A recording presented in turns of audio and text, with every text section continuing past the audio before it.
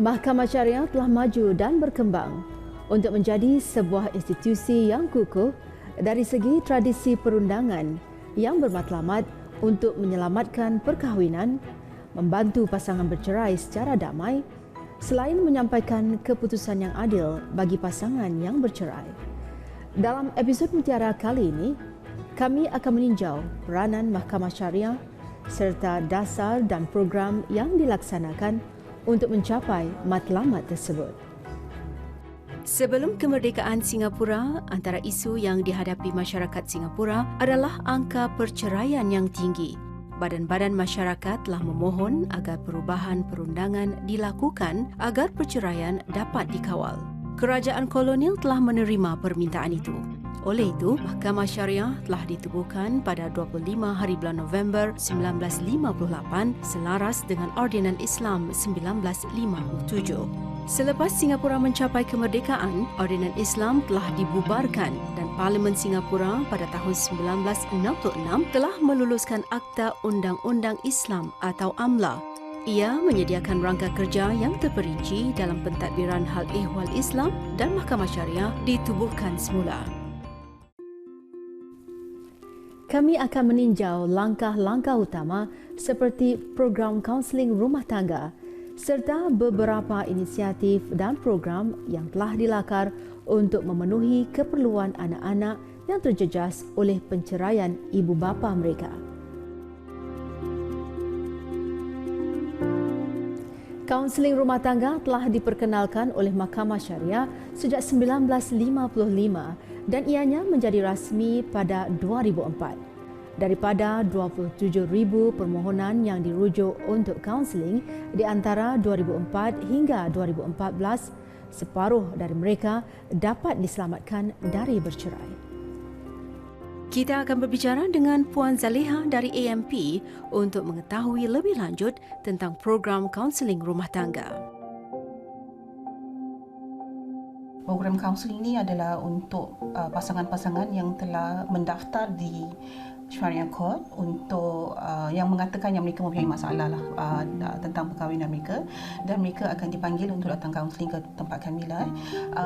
Tujuan sesi kaunseling ialah untuk memberikan ruang ataupun platform untuk pasangan-pasangan meluahkan atau membincangkan masalah-masalah yang mereka hadapi dalam perkahwinan mereka dengan suasana yang lebih selamat. Tak ada orang lain yang mungkin mengetahui kalau mereka tak nak lah. Jadi pasangan-pasangan juga boleh berbincang dan mungkin dapat mengetahui apa masalah-masalah yang mereka hadapi sesama mereka. Jadi kita boleh dengar both sides of the story. Tak hanya satu orang. Jadi mereka dapat meluahkan masalah dan melalui perbincangan yang kita adakan, mereka boleh dapat mungkin menemukan satu penyelesaian ataupun satu kompromi antara dua-dua. Misi kami adalah untuk menyatukan mereka kembali. Tapi kalau tidak, apa yang kami harapkan, kalau mereka ingin juga berpisah, kita harap perpisahan itu akan terjadi secara dengan baik agar ia tidak mendatangkan impak yang terlalu besar, terutama sekali pada anak-anak mereka. Antara 2011 hingga 2013, lebih dari 1,000 kes perceraian yang berlaku melibatkan anak-anak di bawah umur 18 tahun. Secara purata, perceraian ini membabitkan 2,000 kanak-kanak. Kebanyakan pasangan yang bercerai mempunyai 2 orang anak atau kurang yang termasuk dalam lingkungan umur ini. Saya rasa ramai yang mengatakan yang bila proses kaunseling ni antara cara Syariah Court nak melambat-lambatkan proses perceraian mereka. Tapi apa yang kita boleh lihat is a blessing in disguise lah sebenarnya. Ia memberikan masa dan ruang untuk pasangan ni untuk berfikir kembali tentang keputusan mereka. Terutama sekali mereka yang dah nak betul-betul cerai. Mereka tak fikir yang selepas perceraian tu ada lagi perkara-perkara yang akan terjadi selepas mereka bercerai. Mungkin lebih teruk keadaannya as compared tu kalau mereka masih berkahwin.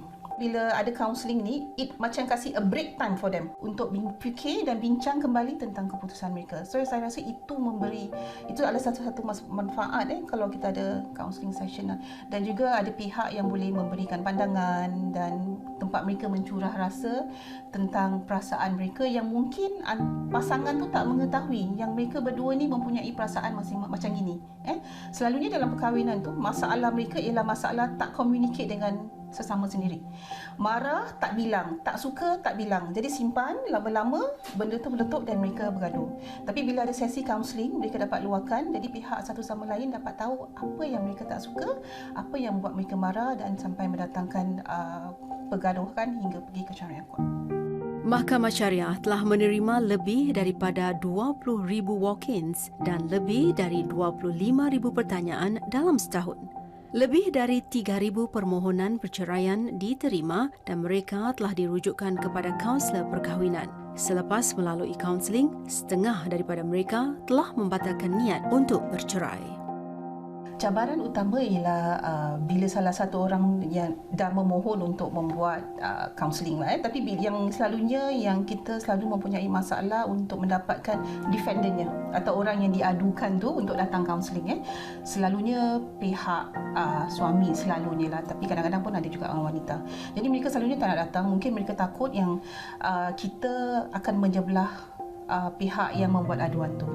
Jadi sebagai kaunselor kita nak perlu tegaskan ataupun terangkan pada pihak yang lagi satu yang kita tak akan menyebelahi mana-mana pihak, yang kita adalah tempat yang neutral yang mereka boleh meluahkan dan berbincang tentang masalah mereka. Dan mereka juga ingat ini tempat untuk mereka bercerai. Mereka ingatkan proses perceraian tu dah mula pada tempat ni. Jadi mereka takut kalau mereka datang perceraian akan berlaku. Tapi itu tak akan berlaku. Prosesnya ialah mereka datang kaunseling, kita akan berbincang masalah mereka. Mungkin bukan sekali sahaja, mungkin 2 atau 3 kali ataupun mungkin sampai 5 kali. Prosesnya mengambil masa untuk kita bincangkan dengan menyeluruh masalah yang mereka hadapi. Dan jika mereka betul-betul ingin bercerai, kita juga akan berbincang tentang impak-impak selepas bercerai. Kita akan tanyakan kedua-dua pihak apa yang mereka akan lakukan selepas mereka bercerai, terutama sekali kalau mereka yang mendapat anak. Lepas bercerai nak tinggal kat mana, siapa yang akan jaga anak bila kalau mereka bekerja, macam mana tentang nafkah anak-anak, siapa yang akan bertanggungjawab. Selalunya apa yang kita dapati, ramai mereka mengambil keputusan untuk bercerai tanpa memikirkan apa yang akan terjadi selepas perceraian. They just think about nak bercerai. Tapi bila kita tanyakan mereka, what are you going to do? Apa you nak buat lepas perceraian? What's your next move? And mereka selalunya akan taken aback, tak tahu apa nak buat. So that's where we come in.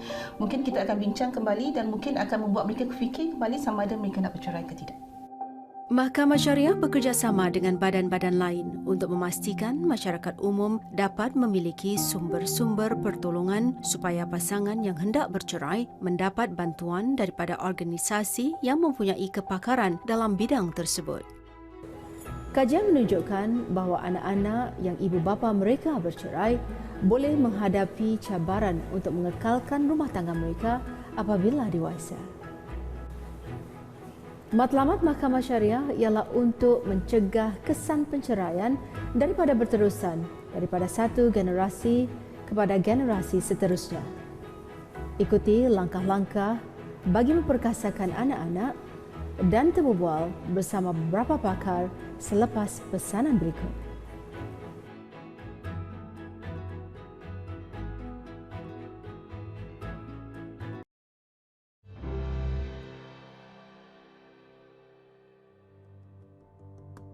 Pada tahun 2011, Mahkamah Syariah telah menghasilkan Laporan Rayuan Syariah Singapura atau SSAR.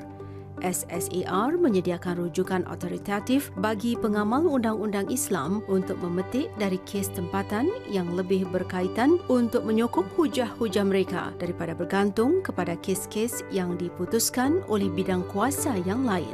Keputusan lembaga rayuan adalah muktamad dan tidak boleh dikaji semula oleh Mahkamah Sivil. Kebajikan anak-anak penting dalam setiap keputusan yang menjejas mereka. Sejajar dengan ini, Mahkamah Syariah berharap agar pasangan yang akan bercerai akan menimbangkan kepentingan anak-anak mereka. Kurang aja. Apa kurang kau? Asyik tak ada rumah, kau keluar. Aku tak peduli itu semua. Aku tahu keceraikan aku. Tengok kau punya muka, ceraikan aku. I was only 5 years old that time, and that was my first time to listen to what my parents fought. Throwing something in front of us and my little siblings hurting each other is like hurting us. I feel the pain. I don't expect money. I don't expect that. I just need love of my parents. I just need that.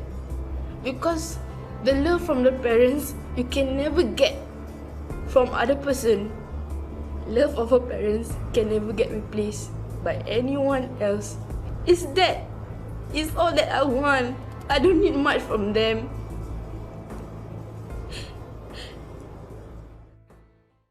Bermula pada tahun 2015, Mahkamah Syariah telah memperkenalkan rancangan penjagaan anak untuk memastikan bahawa walaupun sudah bercerai, pasangan tersebut masih terus bekerjasama secara baik sebagai ibu bapa dalam memikirkan kebajikan anak-anak mereka apabila membuat keputusan yang akan memberi kesan kepada anak-anak mereka. Kami bertemu dengan Puan Halijah, seorang peguam yang berpengalaman mengendalikan kes-kes perceraian untuk mengetahui lebih lanjut mengenai rancangan tersebut. Rancangan ini melibatkan suami isteri yang mahu bercerai. Mereka dimestikan untuk berunding dan berbincang tentang rancangan mereka untuk pengurusan dan pengendalian anak mereka selepas bercerai. Kedua-dua belah pihak, suami dan isteri, harus memikirkan dan berbincang tentang 3 isu. Isu yang pertama ialah custody. Konsep custody ini ialah penjagaan, pengendalian dan pengurusan anak-anak selepas bercerai. Isu yang kedua ialah bila berlaku penceraian, anak-anak ini hendak tinggal dengan pihak yang mana satu? Pihak ibu atau yang bapa, atau pihak bapa. Jadi pasangan ini sebelum bercerai, mereka dalam menjalani rancangan penjagaan anak, mereka harus fokus tentang isu ini. Isu yang ketiga ialah anak-anak ini kalau tinggal dengan ibu, bagaimana dan bila pihak bapa dapat melihat anak-anak ini. Sekurang-kurangnya seminggu sekali, dan kalau anak-anak ini bukan bayi atau terlalu kecil, pihak bapa seharusnya dibenarkan untuk bermalam dengan anak ini. Isu-isu mengenai akses ini juga melibatkan hak-hak si bapa melihat dan membawa anak ini semasa cuti sekolah, dan isu-isu sama ada beliau dibenarkan untuk bercuti di luar negeri dengan anak-anak ini. Jadi pasangan sebelum bercerai, mereka diharuskanlah bincangkan, berunding tentang isu-isu ini. Dan kalau selepas perundingan dan perbincangan, mereka dapatkan satu persetujuan, ini amatlah baik dan mereka diharuskan untuk mengisikan borang Agreed Parenting Plan atau rancangan penjagaan anak yang dipersetujui. Tapi malangnya, kalau dah tidak ada komunikasi bila pasangan ini hendak bercerai, mereka diharuskan untuk mengisikan borang yang lagi satu, iaitu Proposed Parenting Plan ataupun cadangan salah satu pihak bagaimana isu-isu custody, hak menjaga dan hak akses harus diperintahkan oleh mahkamah. Rancangan penjagaan anak dibahagikan kepada 2, iaitu rancangan penjagaan anak yang dipersetujui dan rancangan penjagaan anak yang dicadang. Antara perkara yang dibincangkan adalah hak penjagaan, hak asuhan dan belaan dan hak akses.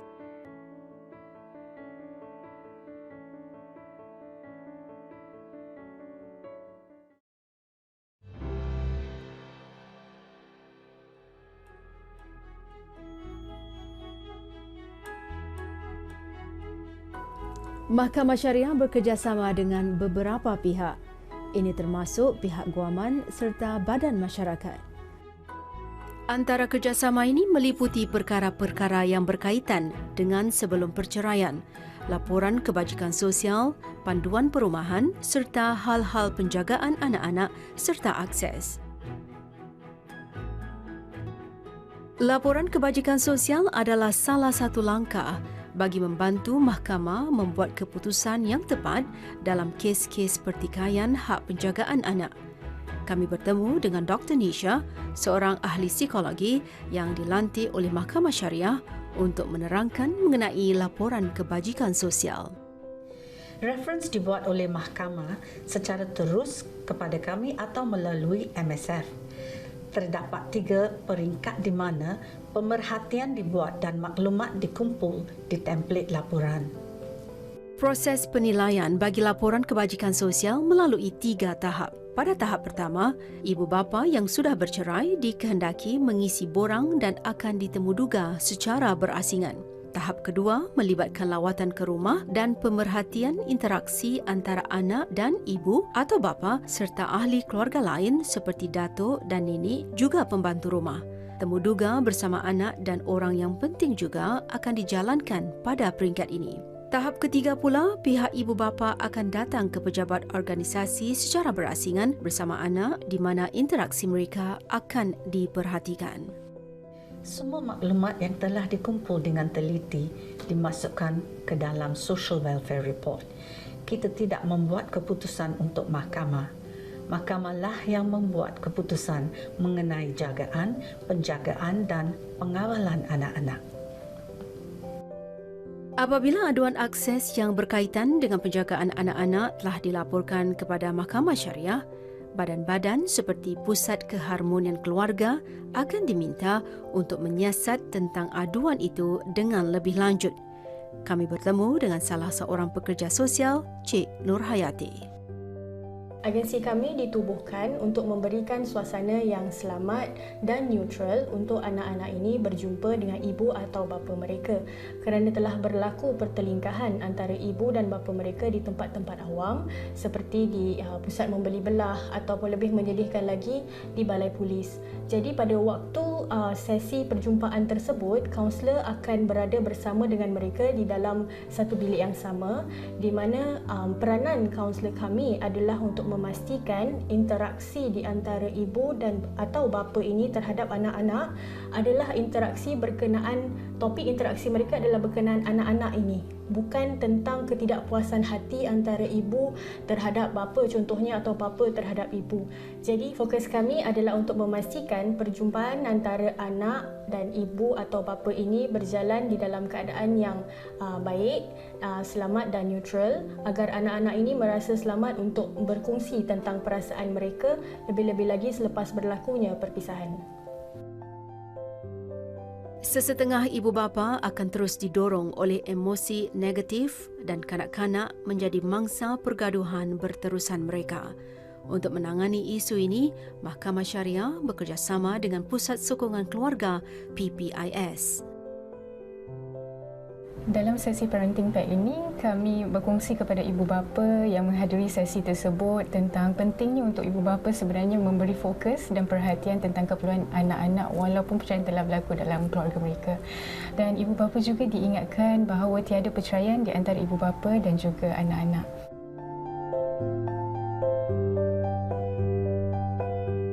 Selain daripada itu juga, kami menggalakkan agar ibu bapa meneruskan komunikasi yang baik di antara bekas pasangan demi untuk menjaga kepentingan dan keperluan anak-anak walaupun setelah perceraian berlaku dalam keluarga. Selain daripada itu juga, kami mungkin berkongsi kepada ibu bapa tentang cara-cara bagaimana mereka boleh atasi emosi mereka dengan lebih baik lagi. Kerana kami faham melalui fasa perceraian ini bukan mudah untuk setiap individu dalam keluarga dan lantas untuk atasi emosi yang baik sepanjang menjalani proses ataupun fasa kehilangan akibat perceraian yang berlaku.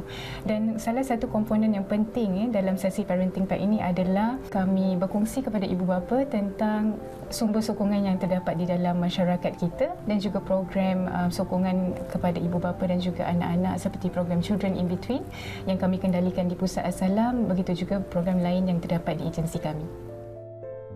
Kami merasakan bahawa parenting pack ini merupakan inisiatif yang positif ataupun inisiatif yang baik daripada pihak Mahkamah Syariah dan alhamdulillah kami menerima maklum balas yang positif juga daripada ibu bapa yang menghadiri sesi parenting pack ini.